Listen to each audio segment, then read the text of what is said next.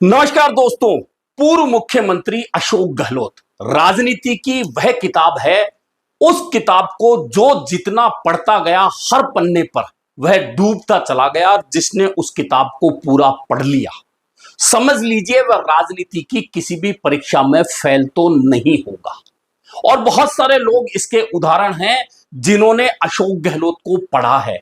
जितना पढ़ा है वह राजनीति में उतना ही आगे जाकर खड़ा हुआ है। और अशोक गहलोत जब कुछ कहते हैं तो उसमें उनकी भविष्य की योजनाएं छिपी होती है, भविष्य की राजनीति छिपी होती है। और उनके शब्दों के जो मायने होते हैं वे अगर कोई समझ जाते हैं तो निश्चित मानिए कि राजनीतिक रूप से वे कभी मात नहीं खाते। क्योंकि अशोक गहलोत कम से कम 20 घंटे रोजाना सिर्फ राजनीतिक बात सोचते हैं, राजनीतिक को खाते हैं, राजनीति को पीते हैं और राजनीति को ही जीते हैं। और अब उनका जो बयान आया है उसमें कांग्रेस और भाजपा की भविष्य की राजनीति की तस्वीर तो उन्होंने दिखाई है, लेकिन खुद की भविष्य की योजना भी क्या हो सकती है उसकी ओर इशारा कर दिया है। और जो तीर उन्होंने चलाया है उस तीर के निशाने कई जगह लगेंगे और उन निशानों से कितने लोग बच पाएंगे, कितने लोग शिकार होंगे, यह भविष्य में राजस्थान की और कांग्रेस की राजनीति में नजर आएगा। क्योंकि अशोक गहलोत कोई बयान देते हैं, कोई बात कहते हैं तो उसके मायने होते हैं। क्योंकि मैंने कहा कि अशोक गहलोत राजनीति को खाते हैं, राजनीति को पीते हैं, राजनीति को जीते हैं और राजनीति में ही रहते हैं। ऐसे व्यक्ति जो 5 दशक से ज्यादा राजनीतिक सक्रियता के बाद आज भी 74 साल की उम्र में रुकने का नाम नहीं ले रहा है और भविष्य की योजनाएं बता रहा है, तो निश्चित मान के चलिए कि उनके बहुत खास मायने हैं। अब अशोक गहलोत ने कहा क्या, सबसे पहले यह समझ लीजिए। अशोक गहलोत ने कहा तो पूर्व मुख्यमंत्री वसुंधरा राजे को लेकर, लेकिन इसके अंदर उन्होंने 2-3 नेताओं को शिकार बना लिया। वो भाजपा के भी हैं, वे कांग्रेस के भी हैं। और यह भी बता दिया कि आगे चलकर जो लोग उन्हें चुका हुआ मान रहे हैं वे कहीं खुद चूक ना जाएं, यह इशारा अशोक गहलोत ने कर दिया। दरअसल अशोक गहलोत से मीडिया ने सवाल किया और उस सवाल के जवाब में उन्होंने एक बात कही कि वसुंधरा राजे अगर होती मुख्यमंत्री तो संघर्ष करने में मजा आता। यह उनकी पहली बयान की जो कड़ी है वह है।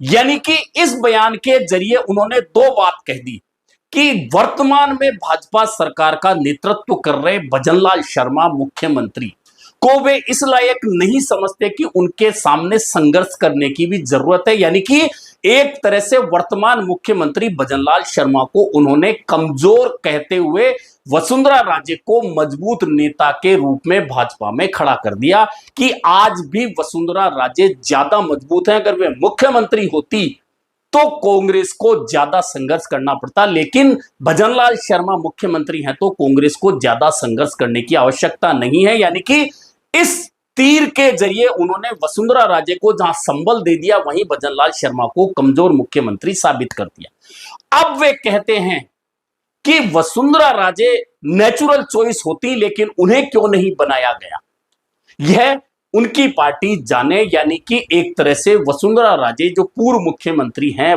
भाजपा की राष्ट्रीय उपाध्यक्ष है, उनके प्रति उन्होंने सहानुभूति भी जता दी कि वे नेचुरल चॉइस होती, लेकिन उनकी पार्टी ने उन्हें नहीं बनाया। क्यों नहीं बनाया, उनकी पार्टी जाने। और 2 बात कह दी। अब अनुभवी वे हैं, वे अनुभवी हैं, वे होती तो संघर्ष का मजा आता। यानी अब इस तीर के जरिए उन्होंने कह दिया कि अनुभव की प्राथमिकता जो भी पार्टी देगी, अनुभवी को जो भी पार्टी प्राथमिकता देगी, निश्चित है कि वह ज्यादा मजबूती से खड़ी होगी। और यह बात कहकर उन्होंने एक तरह से यह इशारा कर दिया कि आज जो युवा राजनीति में आते ही अपने परिवार के नाम से राजनीति करने आते हैं और वे राजनीति में जब खड़े हो जाते हैं तो खुद को बहुत बड़ा नेता बताने लगते हैं और उनमें अनुभव नहीं होता है। ऐसे में ऐसे नेताओं को सीधा सीधा संकेत अशोक गहलोत ने यह दे दिया कि अनुभवी को प्राथमिकता दिया जाना जरूरी है। और ऐसे में कांग्रेस की राजनीति में अनुभवी की बात आएगी तो अशोक गहलोत इस पंक्ति में सबसे आगे खड़े दिखाई देंगे। और इसलिए दिखाई देंगे क्योंकि कांग्रेस में बात युवाओं की बहुत होगी, लेकिन युवा तो अब राहुल गांधी भी नहीं रहे क्योंकि 50 से ज्यादा की उम्र में पार कर चुके हैं।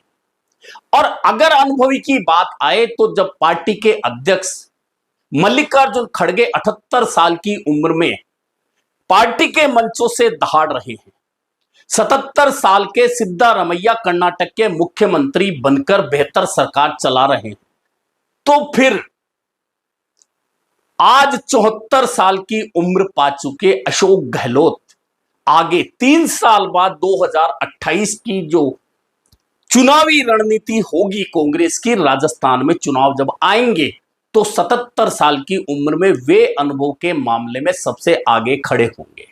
तो यह बात जो कही उन्होंने कि अनुभवी हैं वसुंधरा राजे, सीधा सीधा उन्होंने भविष्य की उस योजना का संकेत दे दिया कि कोई उन्हें उम्र दराज समझकर ये कहे कि ये चूक गए हैं तो उन लोगों के लिए इशारा कर दिया है कि अनुभवी की प्राथमिकता इसलिए जरूरी है।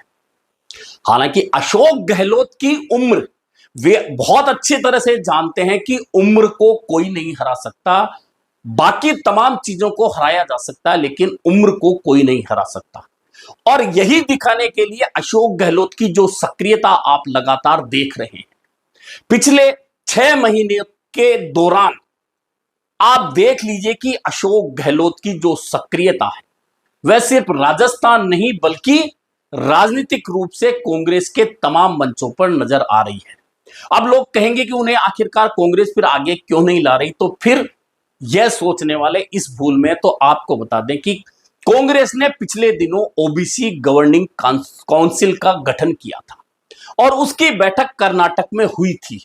उस बैठक में जो लोग मौजूद थे और उस बैठक के बाद में जो प्रेस कॉन्फ्रेंस में मौजूद थे, तो उन्हें बहुत अच्छी तरह पता होगा कि उस प्रेस कॉन्फ्रेंस को लीड कौन कर रहा था।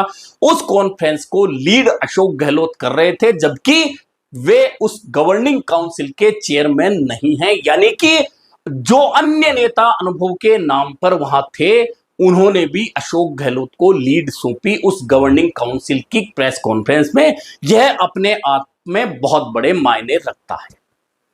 इसके बाद अभी आपने देखा कि राहुल गांधी की वोट अधिकार यात्रा का समापन पटना में हुआ था। उस समय अशोक गहलोत की वहां जो मौजूदगी रही थी, और बिना मायने के अशोक गहलोत की मौजूदगी राजनीति में कहीं नहीं रहती।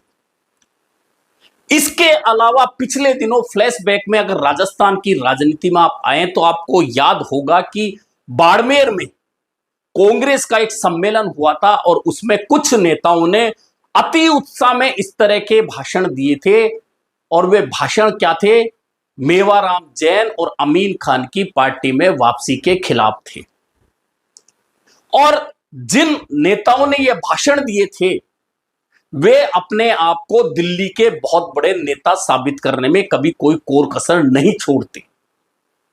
अमीन खान की वापसी नहीं होगी, यह लगभग उस सम्मेलन में उन अनुभवहीन या दिल्ली के नजदीक खुद को दिखाने वाले नेताओं ने एक तरह से मंच पर घोषित कर दिया था।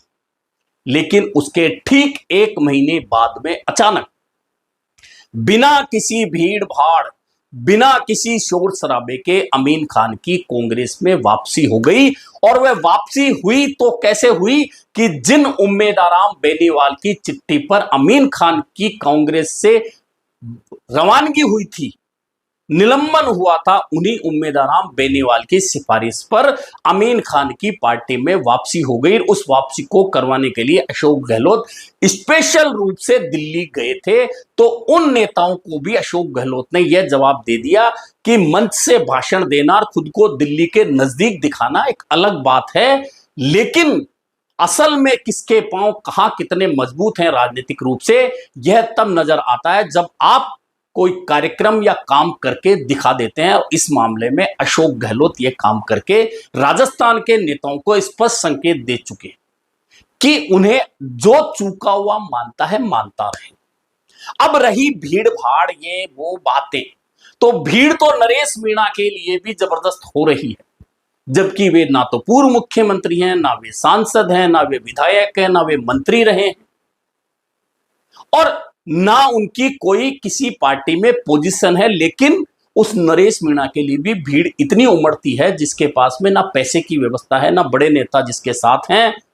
लेकिन भीड़ के मामले में अगर इंडिविजुअली आप किसी भी पार्टी के नेता को हटा दीजिए और इंडिविजुअली तौर पर भीड़ की बात करें तो हनुमान बेनीवाल, रविंदर सिंह भाटी और उसके साथ में नरेश मीणा का नाम लिया जा सकता है, जो इंडिविजुअली भीड़ इकट्ठी करने में आज सिर्फ नाम से जो आप देख चुके हैं।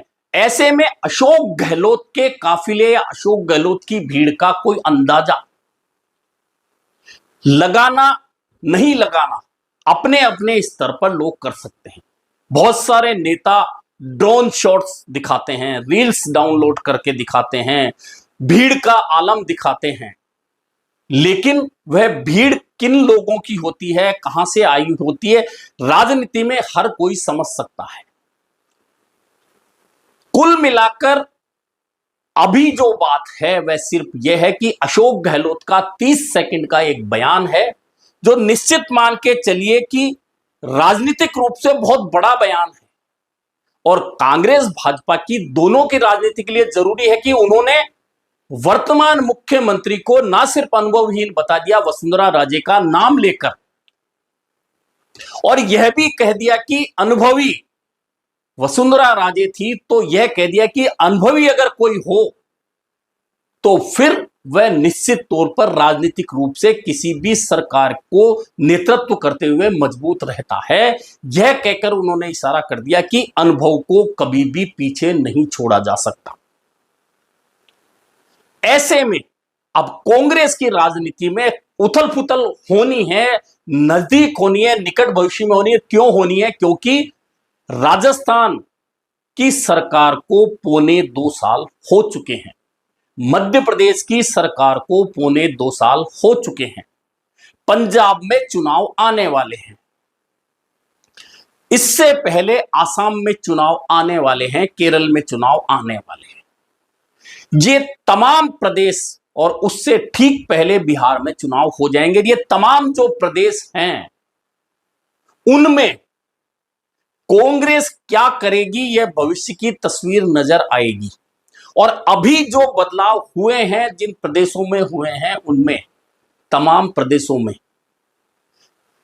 एक बात का ध्यान कांग्रेस ने रखा है कि अनुभव को अलग नहीं किया जा सकता, भले ही नए लोगों को मौका दे दिया जाए। पहले भी कांग्रेस अध्यक्ष के रूप में नए लोगों को मौका देती रही है, नेता प्रतिपक्ष के रूप में नए लोगों को मौका देती रही है, लेकिन जब सरकार बनाने की बारी आती है तो कर्नाटक का उदाहरण सबने देखा होगा कि सिद्धारमैया लगभग मुख्यमंत्री के रूप में देखे जा रहे थे, लेकिन उस समय अनुभव को प्राथमिकता देकर सिद्धारमैया को मुख्यमंत्री के रूप में शपथ दिलाई गई। ऐसे में अशोक गहलोत नाम की उस 50 साल की 5 दशक की राजनीति पूरी कर चुकी किताब की बात जो मैंने की है, उस किताब को पढ़ना हर राजनीतिज्ञ व्यक्ति के लिए जरूरी है। और जिसने उस किताब को ठीक ढंग से पढ़ लिया और सिर्फ कवर देखकर उसे नहीं पलटा, तो निश्चित मानिए कि राजनीतिक अनुभवों के आधार पर उस व्यक्ति को कहीं भी मात नहीं मिलेगी। जिसने उस किताब का जिल्द पलट दिया और किताब उल्टी करके रख दी, समझिए कि फिर वह राजनीति में ठोकर खाकर गिरने की स्थिति में हर हालत में पहुंचेगा। अभी के लिए इतना ही, फिर मिलेंगे नए मुद्दे पर चर्चा के साथ।